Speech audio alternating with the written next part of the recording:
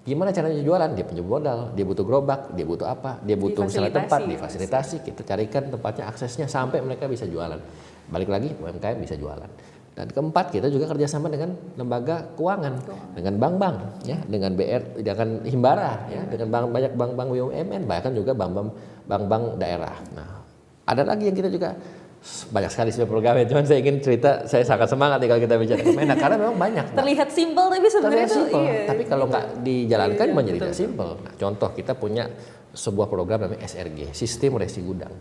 Nah, SRG ini adalah untuk membantu petani dan juga nelayan dan juga pelaku komoditas. Ada sekitar 25 komoditas yang bisa kami SRG-kan. Gimana sih konsepnya? Mungkin saya jelaskan. SRG ini artinya kita bangun gudang, Mbak. Kita bangun gudang di daerah seluruh Indonesia.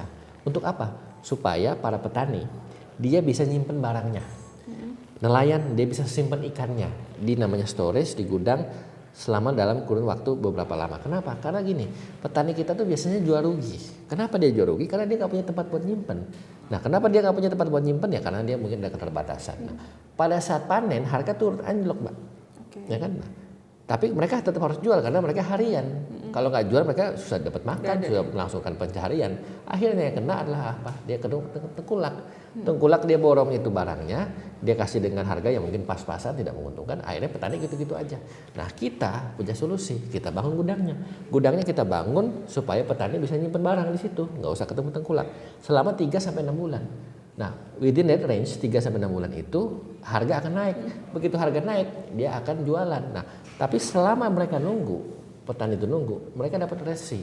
Nah, resinya itu diterbitkan oleh gudang, makanya SRG, Sistem Resi Gudang. Nah, resinya itu dikasih ke bank. Dikasih ke bank, bank bisa lihat jaminannya adalah barang yang taruh di gudang. Sehingga begitu mereka lihat, oh ini ada barangnya, ini jelas, saya kasih pinjaman.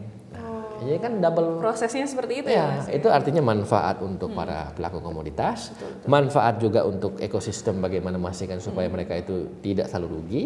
Dan yang ketiga, pada ujung-ujungnya akan menjaga inflasi. Kenapa? Karena barangnya ada. Barangnya tidak akan langka karena disimpan di situ pada saat jualan nanti. Nah, ini banyak sekali yang program kita lakukan. Nah, ini konkretnya seperti tadi Mbak bilang, kesannya sederhana.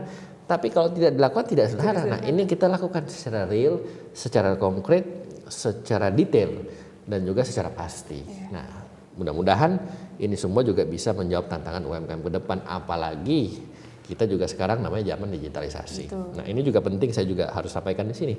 Digitalisasi itu adalah sebuah keniscayaan. Enggak bisa kita hindari. Tapi kita semangatnya adalah memastikan digitalisasi itu mensupport UMKM.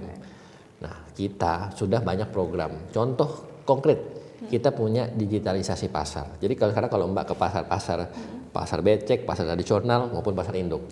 Belum semua memang. Tapi kita punya target 1000 pasar terdigitalisasi selama 1 tahun. Target kita. Apa sih yang kita digitalisasi? Simple, nggak muluk-muluk. Paling sederhana, membayar. Sekarang kita kalau bayar di pasar, kita udah punya pilihan. Nggak cuma kita kasih cash tunai, tapi bisa bayar pakai kris. Kita kerjasama dengan Bank Indonesia, pusat maupun juga daerah, perwakilan mereka.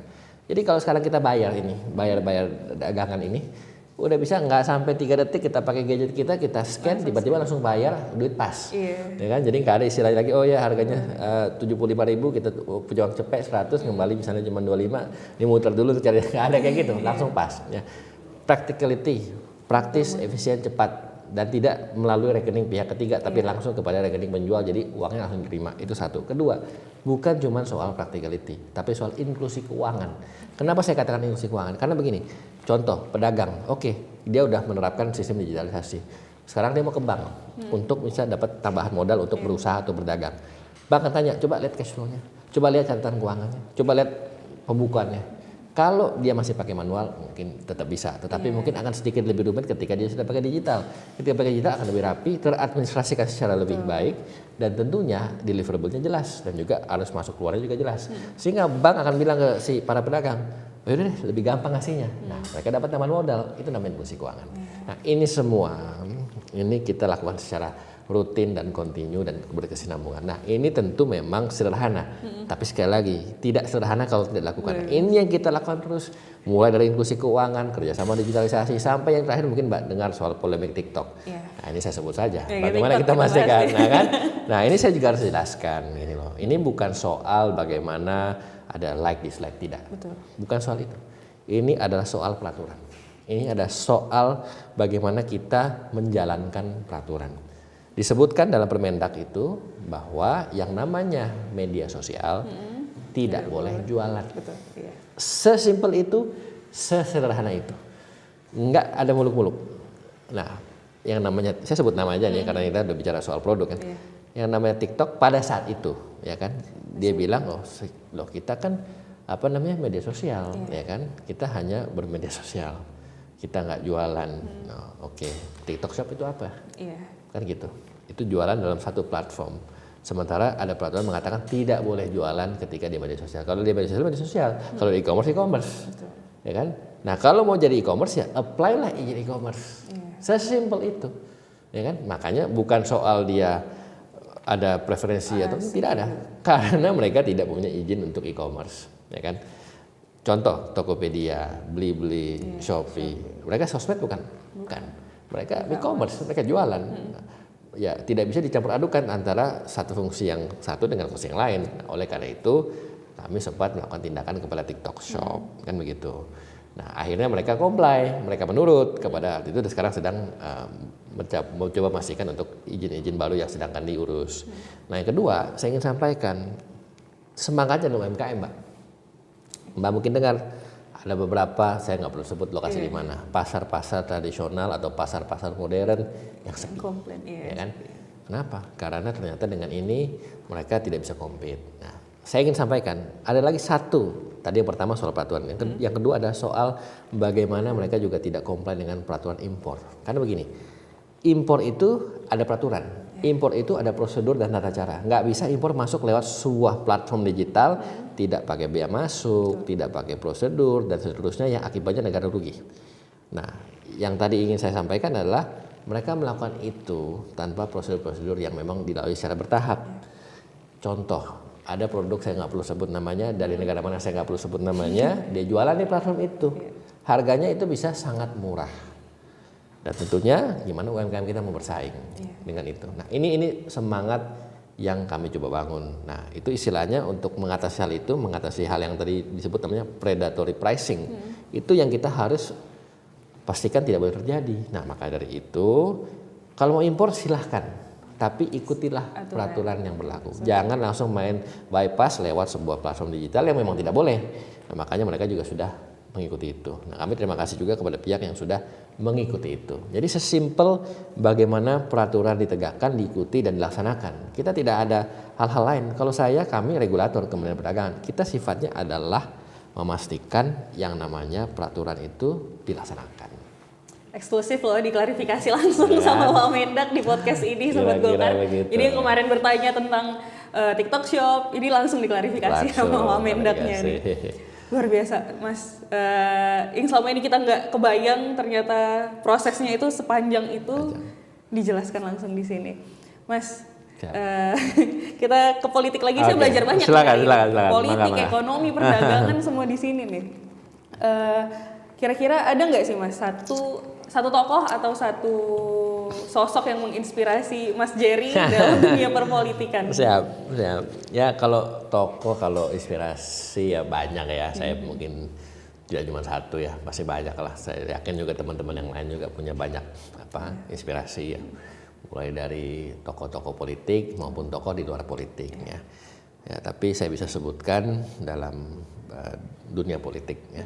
Tentunya kita melihatlah, pertama yang paling saya lihat dan saya saksikan dan juga mungkin saya rasakan secara langsung, karena kan saya kan sebetulnya kan lahir tumbuh besar dan berkembang di keluarga politik ya, dari bapak saya, bahkan kalau mau ditarik ke belakang lagi dari kakek saya, dari ibu saya. Jadi itu sebetulnya yang menimbulkan atau mungkin memberikan ketertarikan kepada pemahaman saya terhadap politik ya. Dan itu saya akui dan saya rasakan dengan langsung dan saya bangga dengan hal itu. Jadi itu yang memang perlu juga diketahui oleh publik ya, bahwa memang wajar-wajar saja ketika ada sebuah ketertarikan, pemahaman dan juga sebuah passion untuk politik ketika kita dibesarkan dalam sebuah lingkungan politik. Sesimpel kayak contoh misalnya ya, kan pengusaha punya anak, anaknya biasanya juga pengen jadi pengusaha, melanjutkan bisnis keluarga dokter misalnya.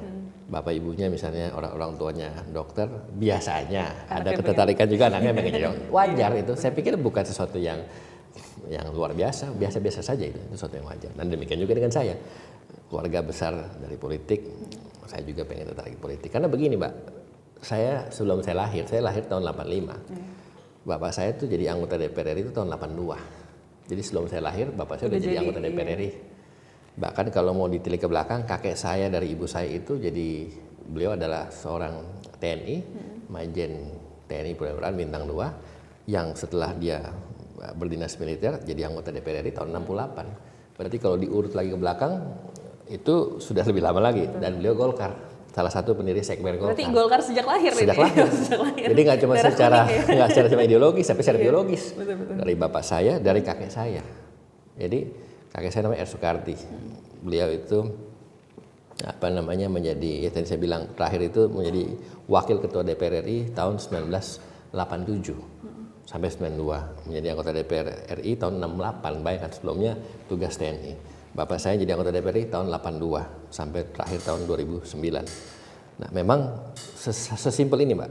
Kita duduk di meja makan, bapak saya pulang kerja, bicaranya salah satunya kalau kita sambil makan ngomongnya politik ya. Ngomongnya Golkar, kan gitu, ngomongnya DPR. Betul. Dari kecil saya mikir, aduh apa nih ya soal-soal politik mungkin saya bisa dalami. Nah itu mungkin yang bisa saya sampaikan, inspirasi yang mungkin secara langsung saya rasakan mulai dari bapak saya, dari kakek saya. Keluarga sendiri berarti. Keluarga sendiri, karena memang seperti itu. Nah makanya ini juga saya lakukan secara serius. Jadi ketertarikan tidak hanya soal ketertarikan, tapi saya aplikasikan dalam sebuah keilmuan. Makanya kalau Mbak lihat ini saya, riwayat pendidikan saya, S1 saya politik, S2 saya politik, S3 saya politik. Kenapa? Karena saya ingin mendalami sebuah keilmuan yang saya rasakan secara praktek dalam keluarga yang ingin saya coba aplikasikan dalam dunia keilmuan. Makanya saya ingin mempelajari itu secara lebih mendalam, di samping juga dengan organisasi yang saya geluti sampai dengan sekarang. Artinya memang itulah yang membuat saya juga menjadi semakin yakin ketika politik itu memiliki tujuan yang baik. Karena bagi saya, Mbak, politik itu adalah bagaimana kita memberikan kontribusi, memberikan sebuah pelayanan ya, melayani ya. Karena politik itu kan kita nggak punya kepastian. Betul.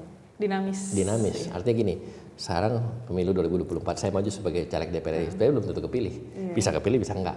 Bisa jadi yang lain nih. Bisa jadi yang lain. Kita doakan aja Mas. Amin. Nah, artinya kan kalau kita hanya melandaskan hidup kita kepada politik, istilahnya cari makan di situ, susah. Karena kita tidak akan pernah bisa memastikan kita jadi apa dan bisa kepilih atau tidak, atau menjabat sesuatu. Oleh karena itu, kita harus punya sebuah basic yang kita lakukan di luar politik. Maka saya bilang, politik itu kita justru memberi. Basic kita apa? Jadi kalau Mbak tanya ke saya, basic saya itu sebenarnya saya dosen, Mbak. Karena saya pekerjaan utama saya itu saya sebelum gabung di politiknya saya adalah seorang akademisi. Saya seorang dosen yang kita memiliki jenjang karir sebagai tenaga pengajar dan juga tentunya dengan jabatan akademik.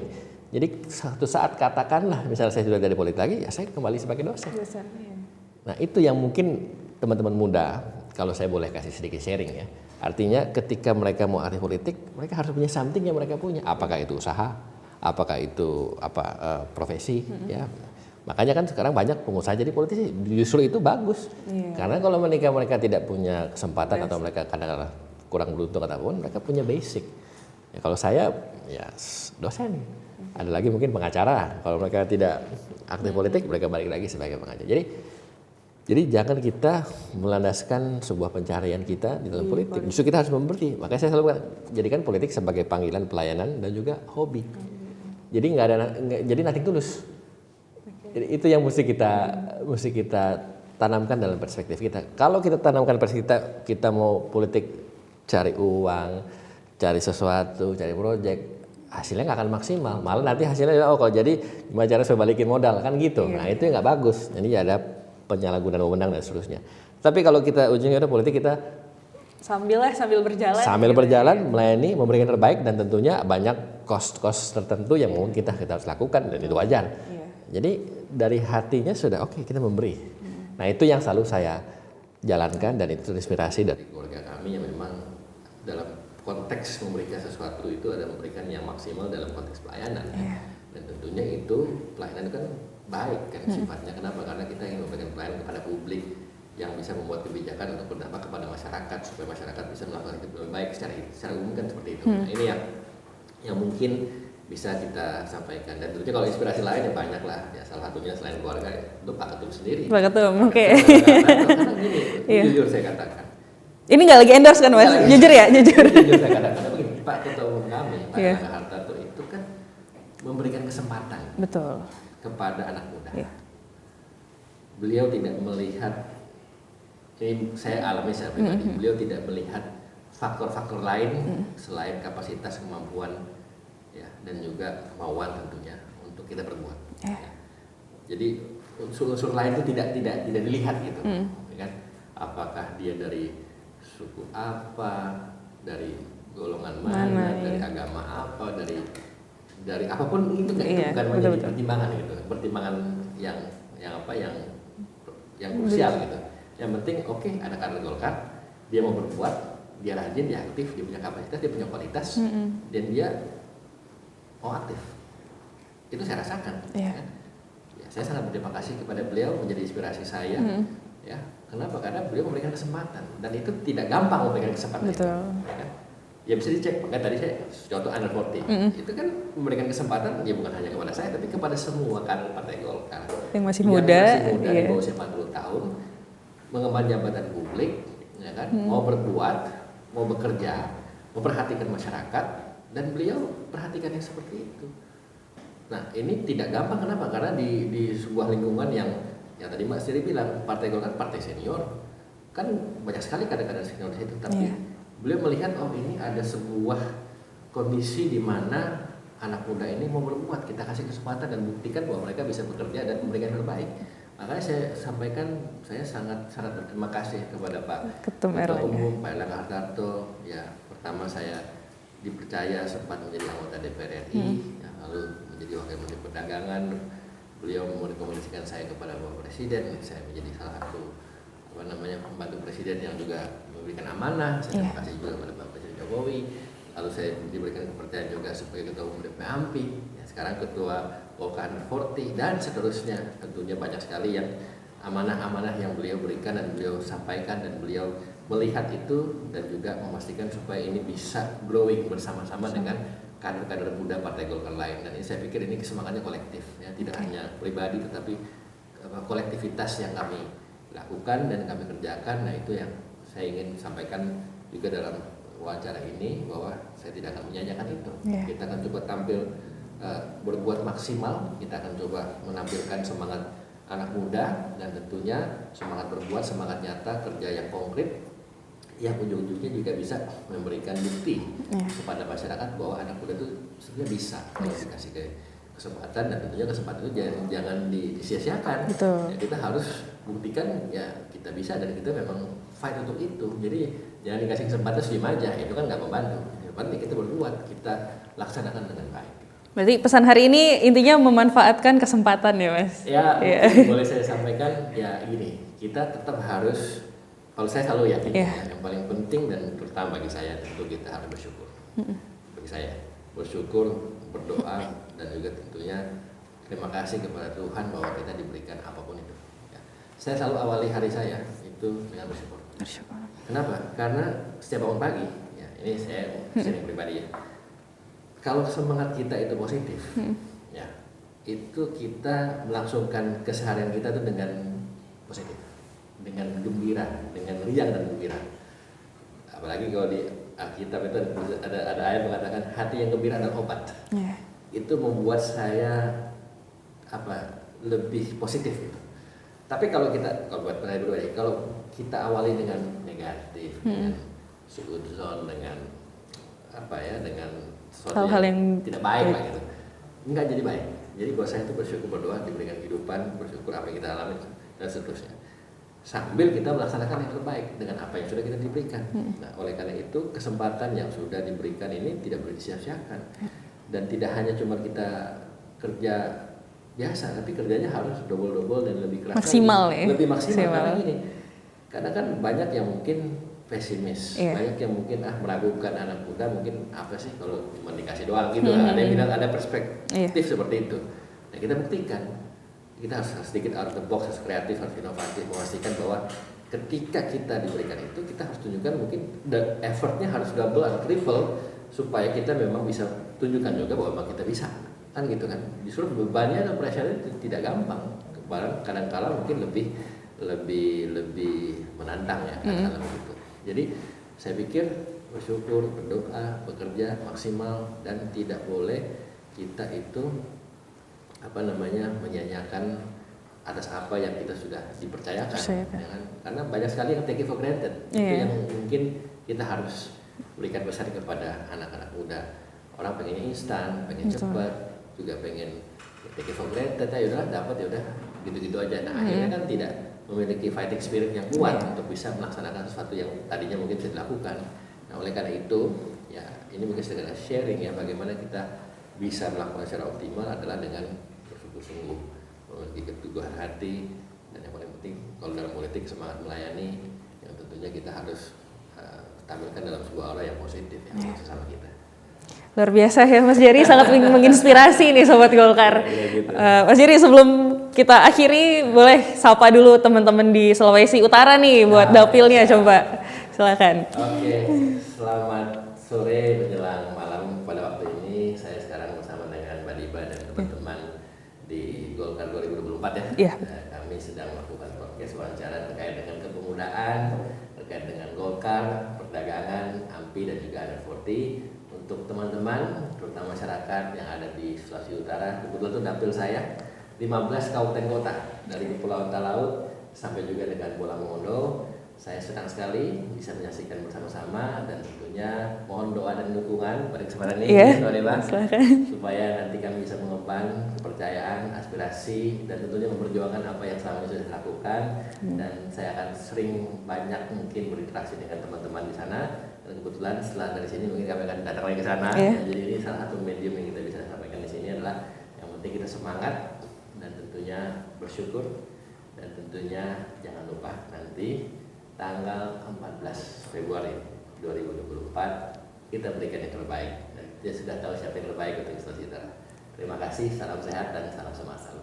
Terima kasih Sobat Golkar 2024, sampai bertemu kembali. Mas Jerry, terima kasih banyak.